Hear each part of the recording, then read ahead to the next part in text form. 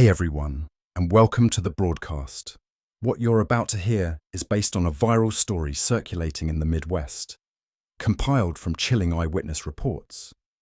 It centers on a fog-draped stretch of highway near the old cornrows, known locally as the Four Bridges. Troopers find a one-headlight car, engine roaring, but there's no key in the ignition. The only sound from the cab is radio static, thick as menthol smoke, and a baby crying right through the speaker. This isn't a glitch, it's a pattern. Hit subscribe, because we're about to prove that the dead can drive. Dry Creek Bridge. There's a specific kind of inertia that settles on a small town, a place where ambition goes to rust. It's not just boredom, it's a gravitational pull. You feel your projects, your ventures, your entire sense of momentum gets slowly crushed by the sheer, immovable weight of sameness. My business partner, Mark, and I were stuck in that gravity. We were back in our hometown, ostensibly to regroup after a creative project in the city flatlined.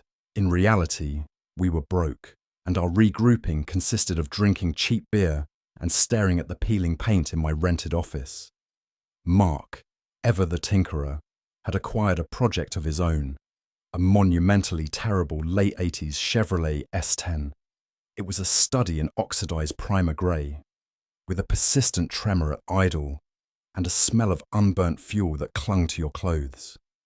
It was his fixer-upper, a tangible problem he could solve, unlike the intangible ones that had us retreating to this dead-end town.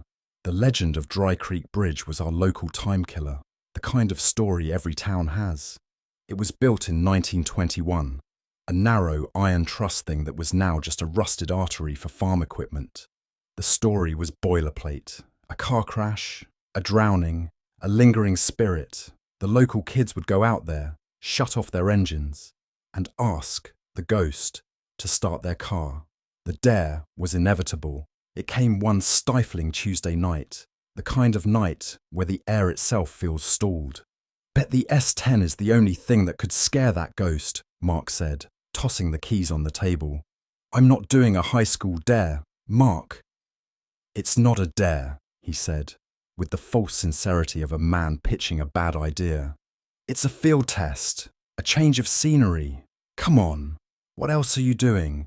Optimizing your LinkedIn profile again? He had me. An hour later, the S10's weak headlights were cutting through the darkness, the tyres crunching on the gravel road leading to the bridge. We parked in the centre, the iron beams of the 1921 structure framing us like a cage, the rusted, bullet-pocked sign, Dry Creek Bridge, 1921, glinted. Mark shut off the engine. The sudden silence was absolute, broken only by the chirping of crickets. He leaned back, putting his boots up on the cracked dash. Okay, ghost, he projected. Show us the business plan. What's your unique value proposition? You're an idiot, I said, checking my phone. No signal, of course. Just ask it, he grinned. Is anyone there? I sighed, feeling the fool. Fine. Is anyone here? Nothing. See, stupid. No, you've got to be polite. Dear spirit, we are venture capitalists of the paranormal. Please demonstrate your proof of concept. I was about to tell him to start the damn truck when it happened. It wasn't a loud noise, it was a click. The sound of the ignition tumbler engaging, just as if a key had been turned to the on position. The dashboard lights flickered to life, bathing the cab in a sickly green. Then came the whir of the starter, and the engine coughed, caught, and roared to life. I froze. My entire worldview tilted. I looked at Mark.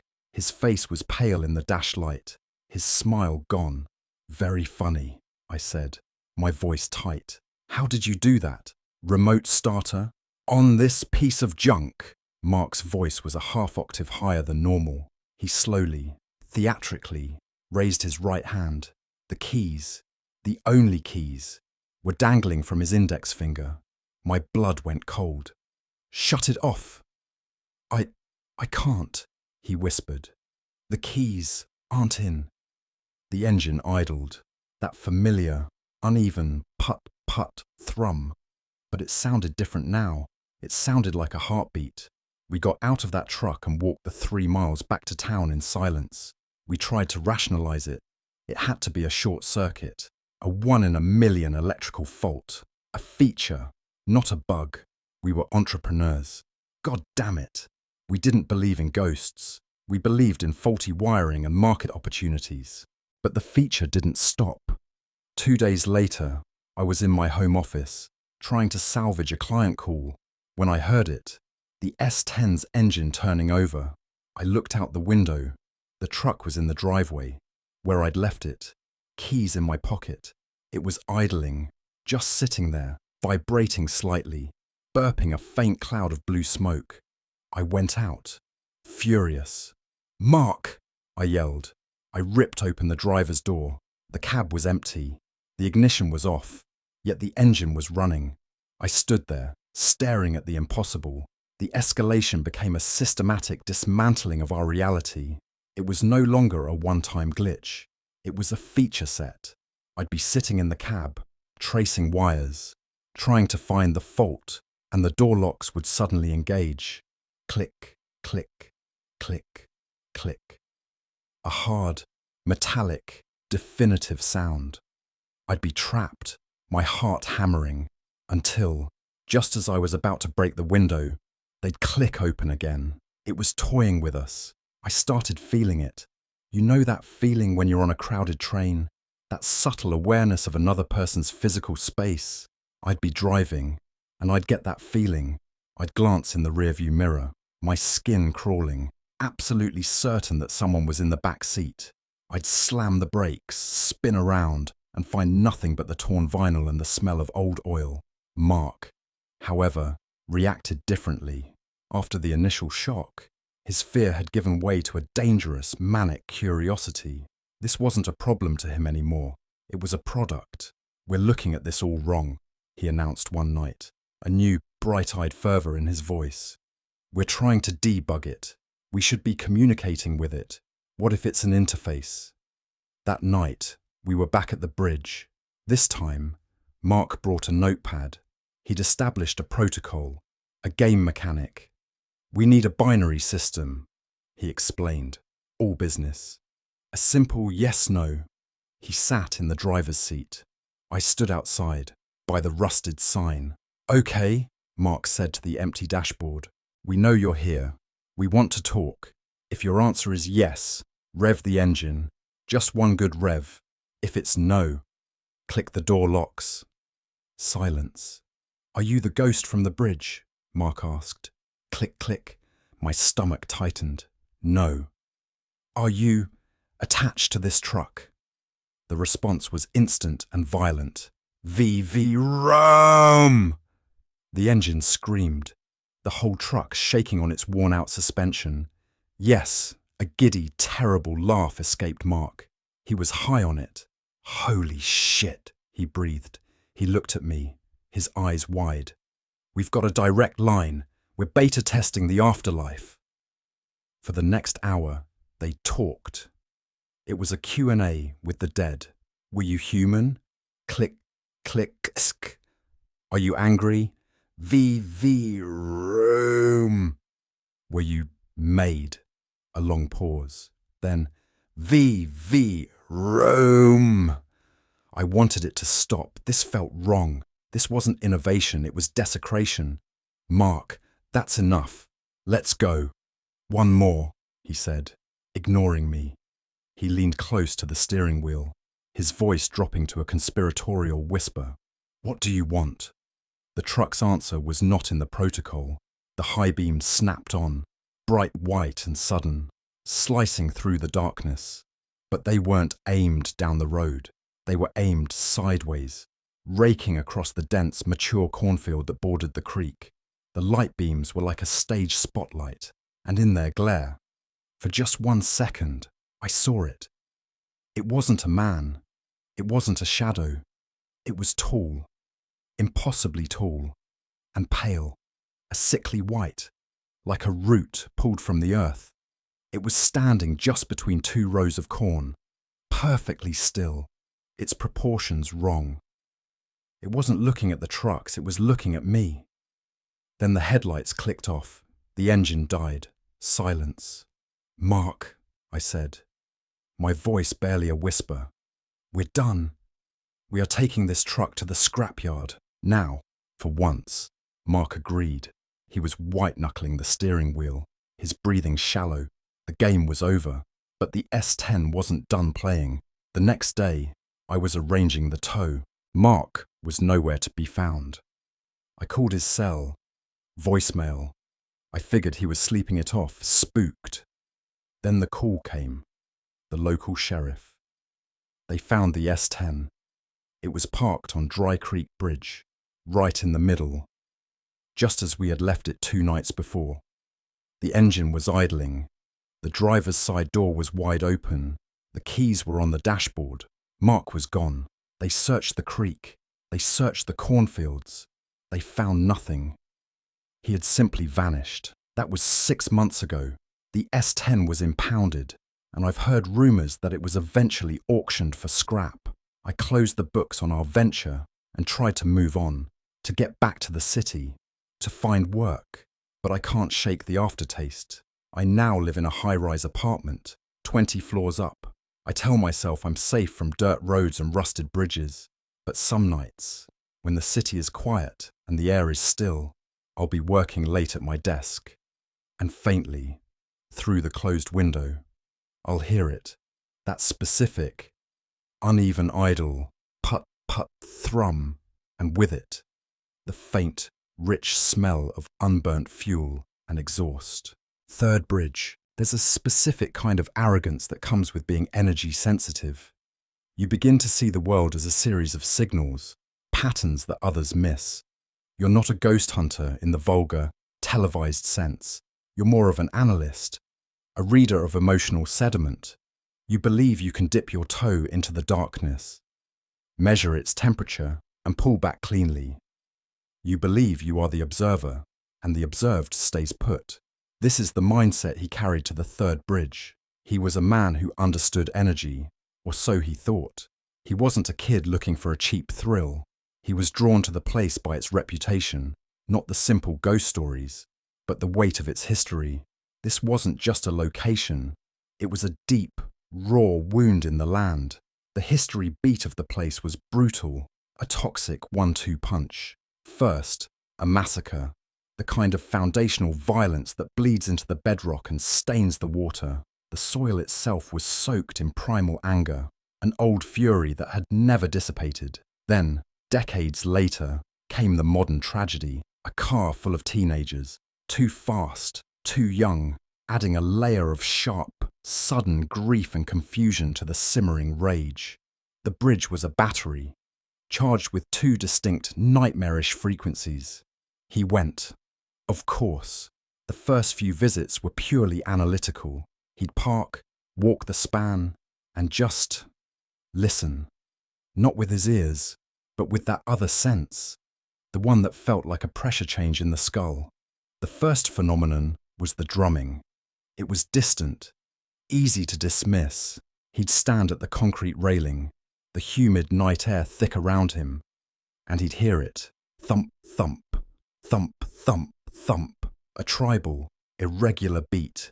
He'd turn his head, trying to pinpoint the source. It seemed to come from the dense woods to the north. He'd walk 10 paces, and the sound would jump, now seeming to echo from under the bridge itself. He'd check his compass, rationalize it. Sound playing tricks over the water. Maybe a local high school band practicing late, but the sound was too hollow, too old. It never got louder, but it was impossible to ignore. A persistent, shifting irritant. Then came the car. He was on his 4th visit, leaning against his own vehicle, when he saw the light. It was a single, dim, yellow headlight, bobbing down the access road, a vintage model, something from the 60s or 70s, precisely the era of the teen crash. It moved slowly, almost gracefully, and most unnervingly, in total silence. No engine rumble, no crunch of gravel. The single light painted the trees as it approached, passed the bridge's entrance without turning onto it, and simply vanished as it hit the main road. Just gone. No taillights receding into the distance. It didn't drive away. It ceased to exist. This was the hook. The analyst in him was activated. This wasn't just residual energy. It was a complex, interactive loop. He was intrigued. He'd crossed a line from observer to participant, and he didn't even know it. The fifth visit was different. The air was hostile. The drums weren't distant, they were right on top of him. A frantic, angry pulsing that seemed to vibrate in his chest. He felt watched, not by a single entity, but by the place, the trees, the rust, the soil. It was all aware. He felt a prickle of genuine fear, a signal his ego had previously suppressed. He decided, smartly, to leave. He turned back toward his car, and it happened. It wasn't a nudge or a suggestion. It was a violent physical shove from behind, as if from two powerful, open palms. He stumbled forward, arms flailing, and crashed off the path into the brush. He landed hard against a forgotten strand of rusted barbed wire. The pain was immediate, sharp, and wet. He cried out, scrambling back to his feet, spinning around. There was no one. The bridge was empty. The drumming had stopped. The silence was now more terrifying than the noise. He drove home, adrenaline masking the pain. He cleaned the gash on his forearm. It was deep, but the real problem, he'd soon learn, wasn't the wound itself. It was what came with it. The cut refused to heal properly. It remained inflamed, weeping a thin fluid long after it should have scabbed over. It was a physical anchor, a piece of the bridge's malice he had taken home with him. The wound lingered, a hot, angry reminder, and it was an invitation. The attachment began subtly. He was a practical man. He lived alone. He knew the sounds of his house. The first wrong thing was the washing machine. He'd come into the kitchen to find the heavy top-loader lid wide open. He'd close it, annoyed. An hour later, open again. He chalked it up to a faulty hinge, a balance issue. He was, after all, a rational man. Then came the touch. He was standing at the sink, washing dishes, his back to the empty room. He felt it clearly, two small hands, pressing firmly between his shoulder blades, the exact same motion as the shove on the bridge. But this time, there was no force. It was an inquisitive, childlike pressure. He froze, soap sliding from his hands. He didn't turn around for a full minute. When he finally did, the room was, of course, empty. The washer lid was open. The final violation of his home space was the voice. It wasn't a whisper. It was a clear, conversational call, in a voice he didn't recognize. Coming from the living room, it spoke his name. Just once, a clear, distinct summons. He was no longer an analyst. He was prey. He did what any rational man would do when faced with the utterly irrational. He ran. He broke his lease, took a work contract in another state, and put 1,000 miles between himself and that bridge. He moved. He changed his environment, his routine, his life. He thought he could cut the connection. He thought distance mattered. He was wrong. He was in his new apartment, in a new city. He was sleeping. He'd been there for 3 months and had finally started to feel safe. He was deaf in his left ear, a condition he'd had since childhood. At 3:30 a.m., something woke him up. Not a sound, a feeling. He lay in the dark, heart pounding, and then he heard it, a whisper, a dry, sibilant breath, spoken directly into his deaf ear. It wasn't sound travelling through the air. It was a thought, inserted directly into his brain. It whispered his name. He bolted upright, clutching his head, and that's when the second thing happened. A light, brilliant and cold, swept across the bedroom. It was impossibly fast, like a horizontal bolt of lightning, but it made no sound. It flashed from one wall to the other, illuminating the room in a sterile, otherworldly glow for a single terrifying instant. It was a demonstration of power, a cross-state callback. It was the entity from the bridge, or perhaps the bridge itself. reminding him of a few simple facts. You are not the analyst. You are the data. You did not observe us. We acquired you. He lives with it now. He doesn't talk about it. He knows the attachment is permanent. He's learned that some places don't just hold energy, they hunt with it. He feels the pull, especially in the autumn, a deep, seasonal compulsion to return, to go back to that span of concrete and rust. It's a magnetic, sickening draw. He has to fight every single day. He understands the truth now. You don't just visit a place like that. You make an exchange. He left his blood on the barbed wire, and the bridge took notice. The bridge remembers your name, the Sachs Bridge Protocol in the world of entrepreneurial ventures. The primary rule is to identify a market need and provide a specific, targeted solution. You isolate a variable, test a hypothesis, and measure the response. When the venture is not a startup, but an investigation into the residual energies of Gettysburg, the rules, unnervingly, remain the same. The location was Sachs Covered Bridge, a site steeped in the heavy, metallic memory of the Civil War. The market was a specific, localized consciousness, a Confederate deserter, known to investigators simply as Tennessee. The hypothesis, gathered from anecdotal data, was simple. This entity, this lonely soldier, retained a specific human craving. He wanted a cigarette, not just any, but a menthol. The investigative team, let's call them the analysts, were not kids with ghost hunting toys. They were methodical, patient, and approached the phenomenon with the gravity of a case study. Their protocol was straightforward. They would arrive at midnight, when the ambient noise of the living world subsided, allowing the finer, quieter signals to emerge. They didn't provoke, they didn't demand, they offered. Their initial visits were about establishing a baseline. They recorded ambient temperature, audio, and electromagnetic fields. The bridge was quiet, a wooden tunnel of memory, cold but stable. Then they began the offering. One of the analysts would walk to the center of the bridge, the 100-foot span of wooden trusses creaking in the silence. He'd take a single menthol cigarette, place it on the railing, and light it.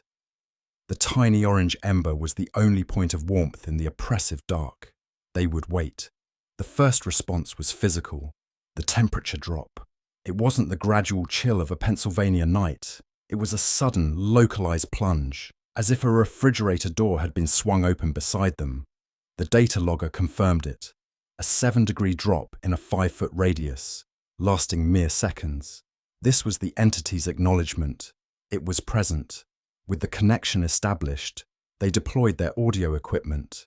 They began their EVP, electronic voice phenomenon sessions. They didn't ask. "Is anyone here?" they asked. "We brought you a smoke, Tennessee. Are you here for it?" They let the recorder run. The silence broken only by the distant highway and the crackle of the burning cigarette. It was on the third visit, during playback, that they captured it. The digital recorder, pushed to maximum gain, revealed a sound buried beneath the white noise. It was thin, sibilant, and exhausted. A single word, filtering through the static. "Hello." It was a tired greeting, the voice of a man weary beyond years. This was their first successful transaction. They had made contact. The analysts observed the offering itself. The cigarette, left on the railing, burned normally at first, but as the temperature dropped and the EVP registered, the smoke began to behave erratically. There was no wind within the covered bridge, yet the thin, grey smoke trails would stop their vertical climb, gather, and follow an invisible path, moving horizontally against all logic, as if being drawn by an unseen smoker. They were witnessing the consumption of the offering. This established a pattern. For weeks, they returned, midnight visits, a single menthol on the railing, a temperature drop, and, often, the faint, tired greeting. They were, in the most literal sense, feeding a lonely ghost. Emboldened by this success, they escalated their data collection. They began using high ISO digital photography, shooting blind into the darkness where the smoke gathered. For dozens of attempts, they captured nothing but grainy blackness and the occasional orb of dust.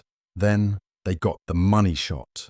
One analyst was documenting the smoke trail as it pulled away from the cigarette. He took a burst of 5 photos. The first 4 showed nothing. The 5th, however, was astonishing. For a fraction of a second, the smoke had coalesced. It was not a random plume, it was a face. The smoke had formed 2 distinct dark cavities for eyes, a defined nasal bridge, and a grim, downturned mouth.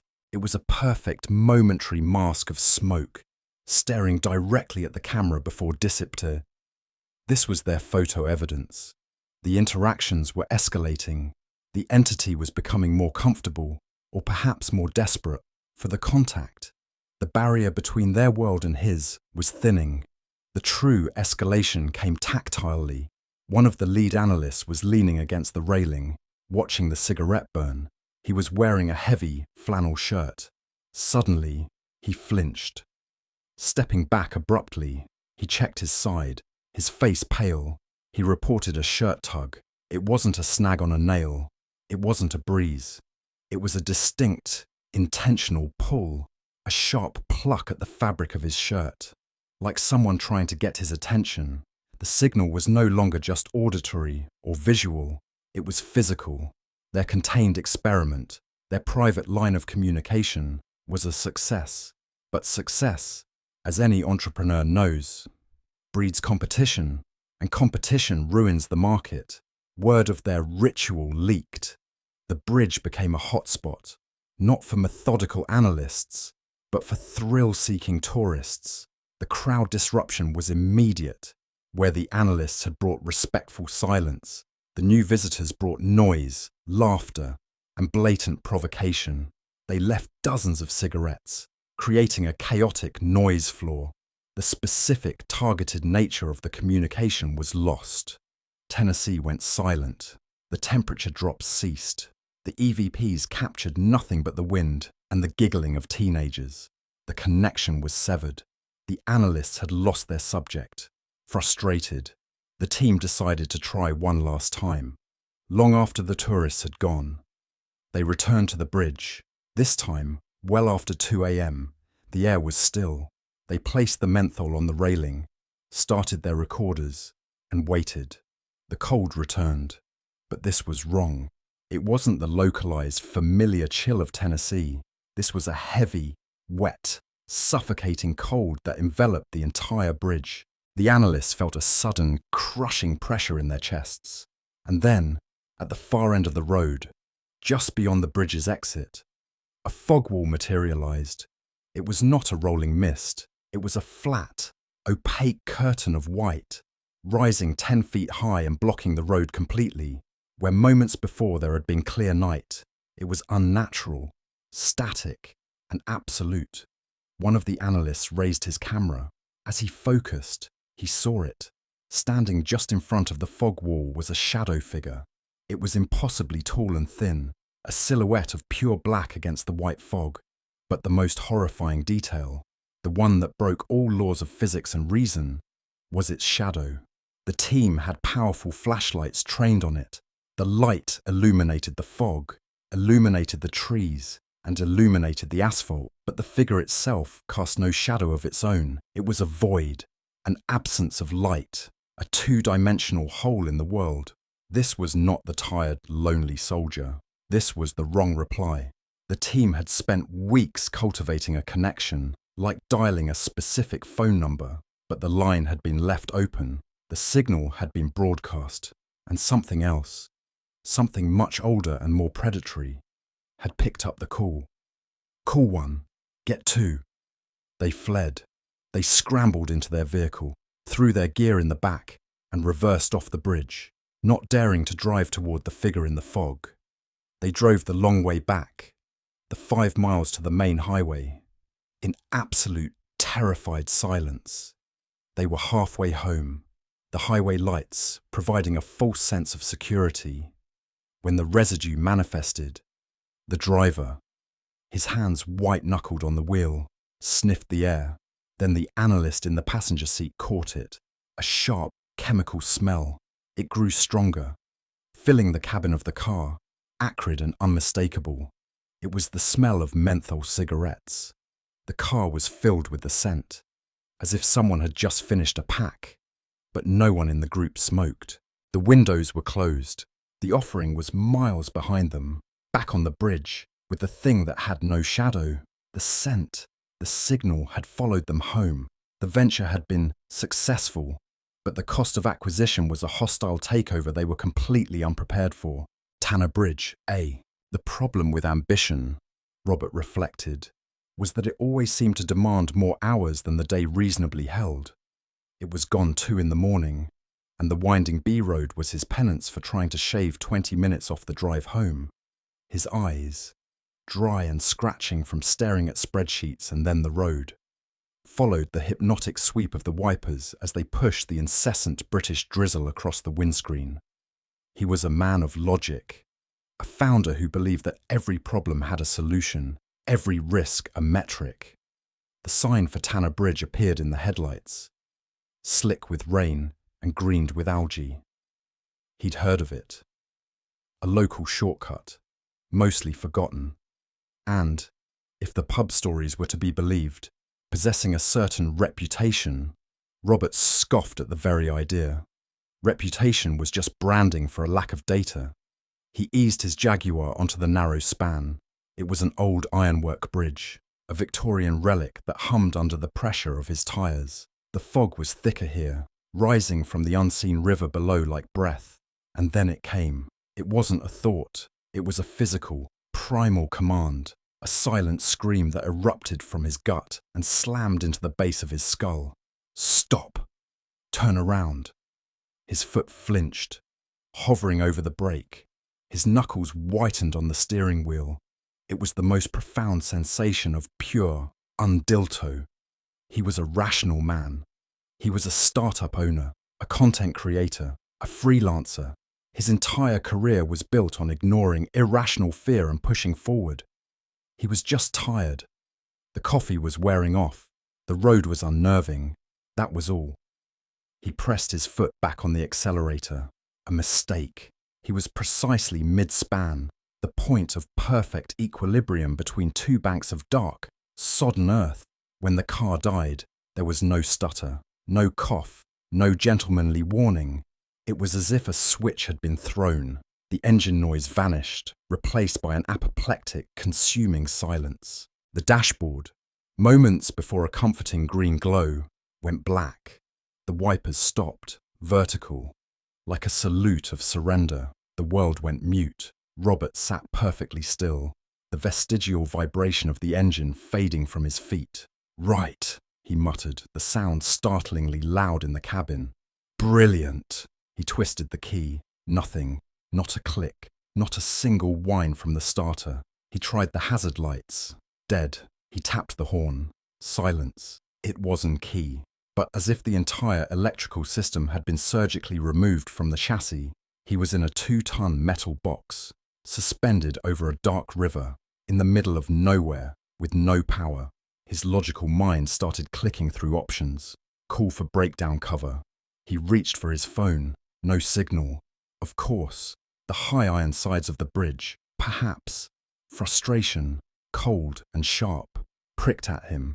He was supposed to be finalizing a pitch deck, not sitting in a dead car on a haunted bridge like a character in some third-rate horror film.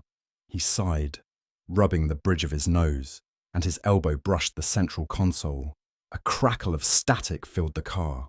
Robert froze. His heart didn't just jump. It felt as if it had been seized by a cold hand. The radio display was dark. The car was dead. The battery was a brick. The static swelled. An old world. Analog sound. Like dust and distance. It was impossible. It was a violation of the most basic principles of mechanics. A dead circuit cannot pass a current. A dead speaker cannot make a sound. And yet, it was. Through the white noise. Like a voice dredged from the bottom of the river itself. A woman spoke. It wasn't as a whisper, devoid of inflection, a flat, cold query, that seemed to soak up all the warmth in the car. Where is she? Robert's breath hitched. His brain, his reliable, professional brain, scrambled for an explanation, a cross signal, a powerful local transmitter, a prank. But the car was dead. He stared at the black display of the radio, his blood turning to ice. The static hissed, and the voice came again, a fraction clearer, as if the phantom signal was tuning itself to his fear. Where is she? It wasn't asking him. It was an echo, a question left hanging in the damp air, repeated for an eternity. He had to get out. Now, this wasn't a mechanical failure. It was a presence. He fumbled for the door handle, his fingers stiff and clumsy. The moment his hand touched the lever, the static cut out. The silence that rushed back in was worse. It was heavy, wet, and listening. And then he heard it. Splash! It wasn't a splash. It was a column of sound, a percussive, heavy impact, as if a full-size saloon car had been dropped from a great height into the water directly beside him. It was a sound of immense weight and finality. His head snapped to the passenger window. He was expecting to see the spray, the aftermath of such a violent entry. He cranked the window down, the old manual mechanism a mercy. The smell of river rot, damp iron, and something else, something like wet ozone, filled the cabin. He leaned out, peering into the gloom. The fog had thinned, just slightly, allowing the weak moonlight to glint off the river below. The water was a sheet of black glass. It was perfectly, utterly, impossibly still. There were no ripples, no concentric circles fanning out from a point of impact, no churn, no disturbance. He had heard a cataclysmic event, but his eyes reported a scene of absolute calm. The sound he heard and the sight he saw were in direct, screaming contradiction. The rational world he had built his life upon, the world of cause and effect, of data and results, had just been torn apart at the seams. He backed away from the open window, his heart hammering a frantic, painful rhythm against his ribs. The cold dread he'd felt on approach was nothing compared to this. This was a new kind of terror, the terror of realizing the rules no longer applied. Robert stared at the dead radio, his own reflection, pale and ghostly, looking back at him from the dark plastic. A single, sharp crackle erupted from the speaker, making him jump so violently he hit his head on the roof. The voice was no longer a distant broadcast. It was in the car. It was in his ear. It was crystal clear, articulate, and filled with a cold, hollow eternity. Where is she? Tanner Bridge. The problem with being your own boss is that the hours are dreadful. John hadn't just burned the midnight oil, he'd practically refined it. The client proposal had been a dog's dinner, requiring a full rewrite, and it was now creeping towards 2 a.m. He was driving the long way home, taking the winding country lanes rather than the motorway, purely because his brain felt like it was full of static. He needed the silence. Tanner Bridge was just a dark pinch in the road, a narrow, moss-slicked stone arch over a sluggish black river. He pulled the Audi over on the gravel lay-by just before it, cutting the engine. The sudden, total silence of the countryside was almost deafening. He rubbed his eyes, the glare of his laptop screen still ghosting his vision. A miserable, clinging drizzle had started, and he sat there for a moment, listening to the tick-tick-tick of the cooling engine. That's when he heard it. It was a sound so thin and wretched it cut right through the damp air. A baby, crying.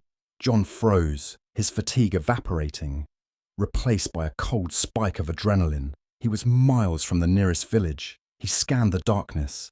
Nothing, just the skeletal trees and the glint of the river below. The sound came again, and it was wrong. It sounded muffled, as if it were coming from underground, or perhaps from under the bridge itself. It was low-pass filtered, thick with obstruction. He grabbed his phone from the dash, thumbing on the torch.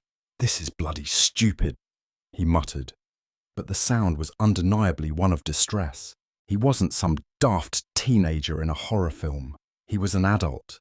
If someone had abandoned a child, He opened the car door, the interior light spilling weakly onto the wet gravel.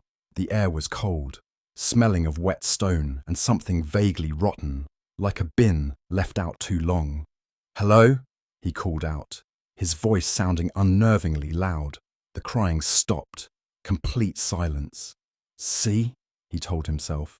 "A fox, or some kids taking the mickey." He was about to get back in the car, already composing a dry, cynical post about it in his head, when the cry returned. This time, it wasn't filtered, it was raw, piercing, and coming from the bridge itself, just yards away. John's blood went cold. He walked forward, his phone's torch beam cutting a sharp white cone in the dark. The ground leading from the lay-by to the bridge's railing was thick, dark mud, churned up by farm vehicles. He played the light over it. Nothing. And then, squelch. John stopped breathing. He pointed the torch at the sound. Right in the centre of the beam, a small, perfect footprint was forming in the mud. It wasn't just there. It was appearing. He watched, his mind utterly failing to compute. As the mud compressed, the water filling the tiny depression of a bare foot, a child's foot. Squelch. Another one appeared, closer to the railing. Squelch. A third. Right by the ancient stone parapet. They were materializing in real time. A tiny, invisible set of feet walking from the road towards the edge, straight for the river. "No," John whispered. It was an involuntary reaction, a rejection of sensory data. His brain, so used to spreadsheets and client briefs, simply had no framework for this. He took a step back, his foot slipping on the gravel. He reached out, grabbing the wet stone of the bridge railing to steady himself, and something grabbed him back. It wasn't a human grip. It was absolute cold. A cold so profound it felt like a burn. A small, wet hand was locked around his wrist. He looked down. There was nothing there. But he felt it. He felt the impossible pressure of 4 tiny fingers and a thumb, clamped to his skin with the strength of a hydraulic press. He yelled, a sharp, choked sound, and tried to pry it off. His fingers met only his own skin, but the pressure was immense, unyielding. It was like trying to fight a ghost limb, a phantom of pure, freezing force. It wasn't the grip of a person, it was the grip of a mechanism, a vice forged from river ice. He was pulling, panting, his heart hammering against his ribs. When the crying stopped again, it was replaced by a new sound, a low, wet, gurgling moan. "Help me!" The voice was directly in front of him. John staggered, his phone's torch beam rising, and it illuminated her. She was standing on the bridge, perhaps 5 feet away. She wasn't a phantom, not a wisp. She was terrifyingly solid, a physical thing standing in the drizzle. She wore a silk dress, the kind one might wear to a wedding or a smart party. But it was soaked through, clinging to her thin frame and dripping black river water onto the tarmac. The smell hit him then, a full-bodied stench of stagnant water, silt, and the sickly sweet rot of spoiled perfume. But it was her head. Her head was wrong. It was lolling at an angle that defied anatomy, held to her shoulders by, well, not much. Her neck was clearly, obscenely broken. One side of her face was a mangled mess of purple and black, the eye swollen completely shut, the other eye, wide and frantic, fixed on him. "Help me," she gurgled again, the words bubbling up with river water. "Where is my baby? I can't find my baby." She took a step, and the small, invisible hand on John's wrist pulled, trying to drag him towards her, towards the railing. John was paralyzed. This wasn't a story. This was a wet, cold, stinking thing with a broken neck, and it was touching him. He was going to die here, pulled into a river by an impossible corpse. Then the night exploded. A pair of full-beam headlights sliced the darkness, and the horn of a Land Rover blared, deafeningly loud. Tires screeched on the wet lane as the vehicle skidded to a halt just behind John's Audi. "John, get away from it, now!" The voice was Sam's, his friend, his business partner. What the hell was he doing here? The headlights illuminated the woman on the bridge, and she screamed, not a human sound, but a tearing, static shriek that made John's teeth ache. She raised a hand to shield her face, and in that instant, the icy grip on his wrist vanished. John didn't wait. He scrambled backwards, falling over his own feet, and clawed his way to the Land Rover. The passenger door was thrown open. "Get in! You bloody idiot! Get in!" Sam was bellowing, his face pale in the dash lights. John threw himself into the seat. Sam didn't wait for the door to close. He slammed the vehicle into reverse, tires spinning, and executed a three-point turn with a violence that sent them skidding towards the opposite hedge. He floored it, the engine roaring, and they shot back the way John had come. John looked back through the rear window. The bridge was already shrinking in the darkness. There was no one on it. They drove in silence for 5 solid minutes. The only sound John's ragged breathing and the thwack-thwack of the windscreen wipers. Sam finally spoke, his voice tight with adrenaline. "I was on my way home. Saw your car in the lay-by. I thought you'd broken down. Then I saw you on the bridge, talking to her." "What was that, Sam?" John's voice was barely a whisper. Sam glanced at him, his knuckles white on the steering wheel. "You don't know? You've lived here 6 months, and you don't know about Tanner Bridge? Jesus, John." "That's the one piece of local law you need to know." He pulled over at the next junction, under the safe, sterile orange glow of a streetlight. He killed the engine, and the silence felt different now, safer. "Years ago," Sam said, "a woman, local money, apparently had a row with her husband, threw her baby off that bridge, then jumped in herself. The story goes, her neck snapped on the way down, but she didn't die. She drowned, trapped in the wreckage of a car that had fallen in years before. They never found the baby." He let that hang in the air. "She's been trying to find it ever since. They say she'll grab anyone who stops, thinking they're her husband or that they've got her child." "The footprints," John said, staring at his own wrist, which was red and raw, the skin freezing to the touch. "The hand." "Yeah," Sam said quietly. "She's just the main act. The baby. That's the lure." He shuddered. "We'll get your car in the morning, in the daylight, with a priest. If you want. I'm not joking." John didn't go back for the car. He paid a local garage to tow it, claiming an engine fault. He worked from home for a week, his flat a fortress of light and noise. He told himself it was just adrenaline, a waking nightmare brought on by stress and exhaustion, a hallucination. A few nights later, he was working late again, trying to bury the memory under a mountain of invoices. He had a podcast on, some VC talking about seed funding. It was boring. It was normal. Then, in the middle of a sentence about market disruption, the feed dissolved into a sharp, rising crackle of pure white static.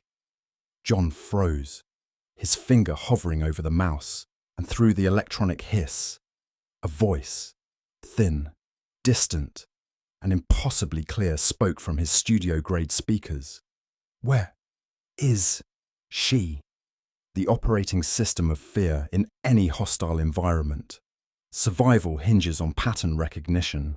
After the initial, visceral shock of an encounter, the cold, the spike of adrenaline, the primal urge to flee, a different part of the mind takes over, especially for those of us wired to analyze, to build, and to lead.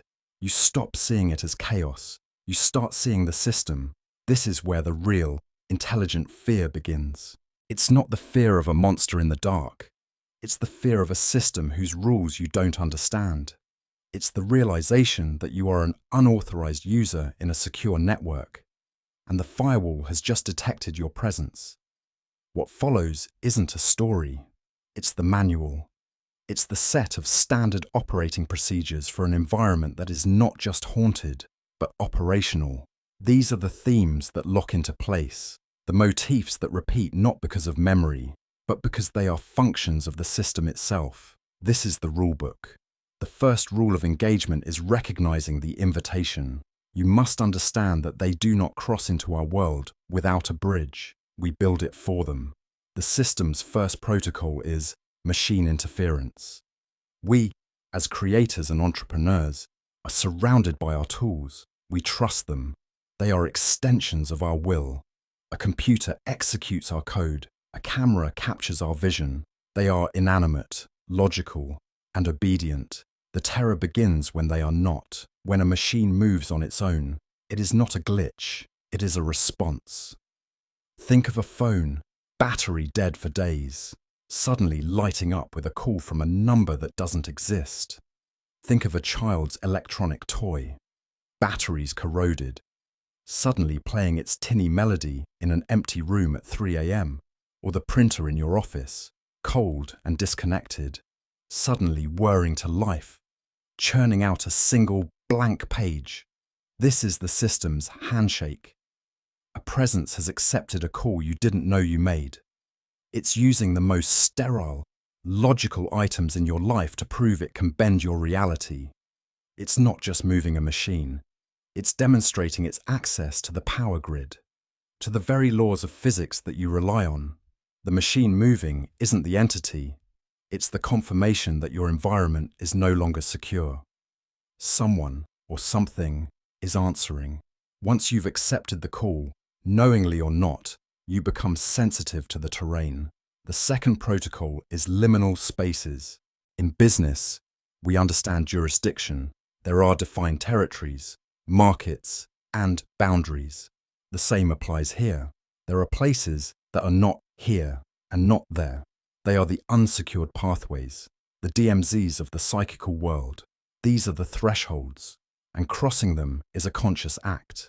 A bridge is the classic example. It exists only to connect two other points. Suspended over a void, water, a ravine, a highway, it is pure transition. When you are on a bridge at night, you are nowhere. You are in the gap.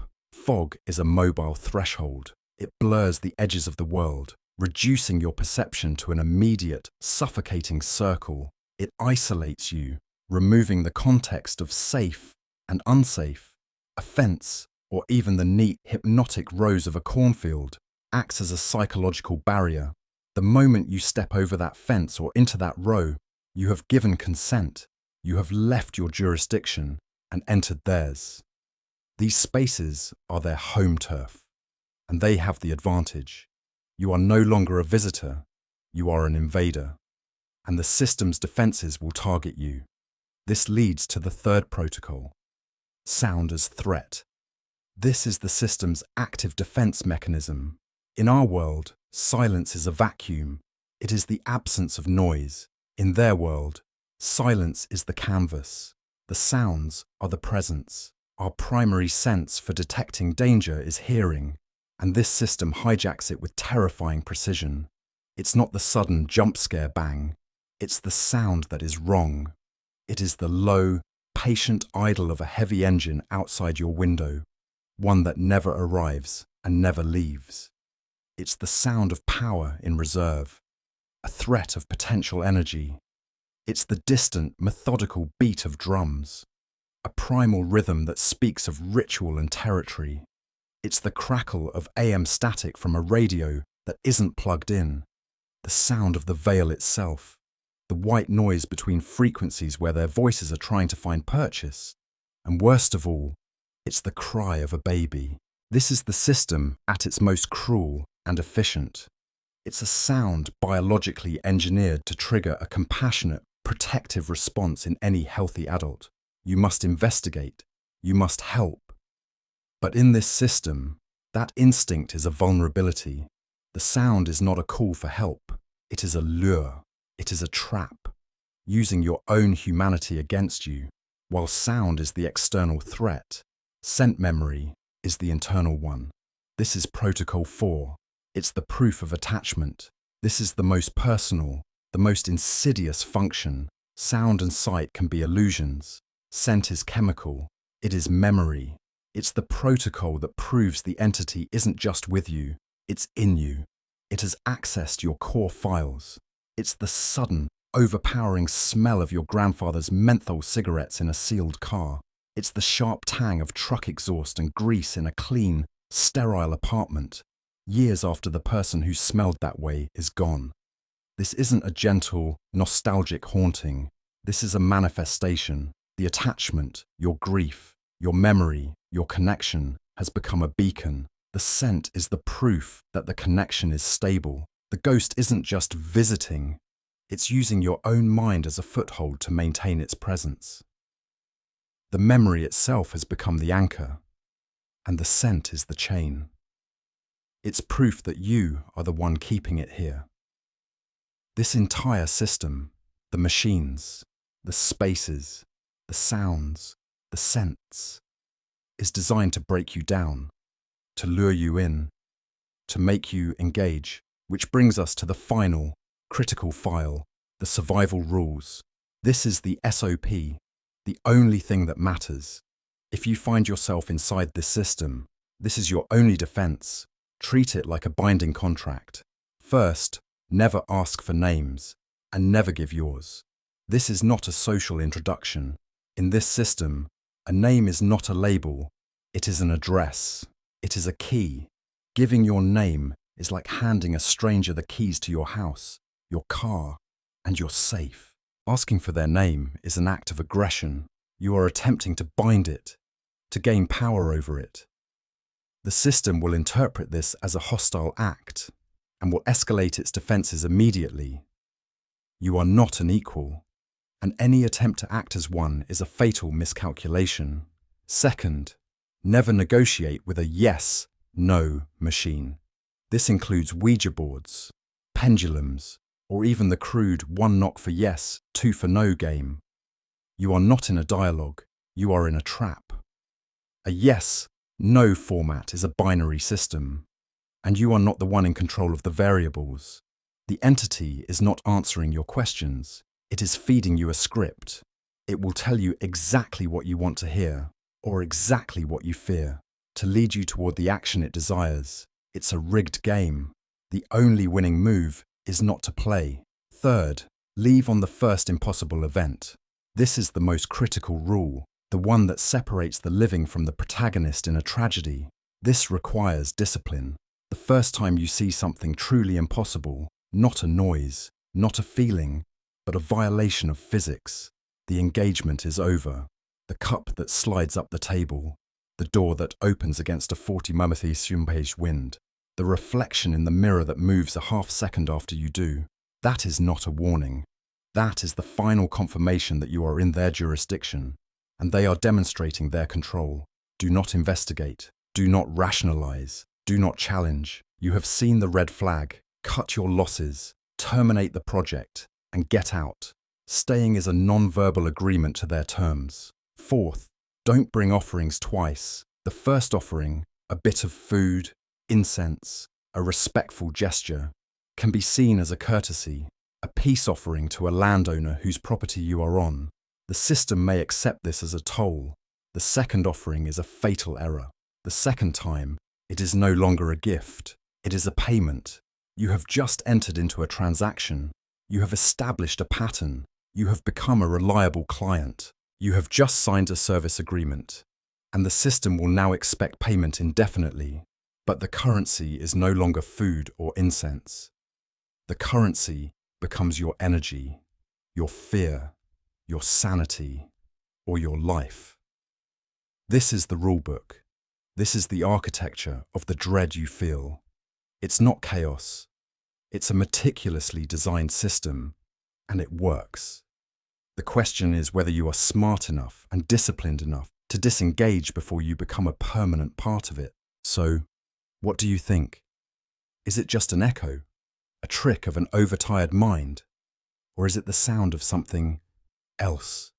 In folklore, the sound that follows you is more than just a coincidence. It is believed to be a clinging spirit, an entity attracted to your fears, or perhaps a warning. It is believed that if you acknowledge it, you allow it to cling to you. This is where the line between superstition and survival blurs. We want to know what you believe. Have you ever heard a sound that seemed to follow you after a night walk? Tell us your story in the comments below. If you crave stories that lurk just beyond the light, subscribe and ring the bell so you never miss what's coming next.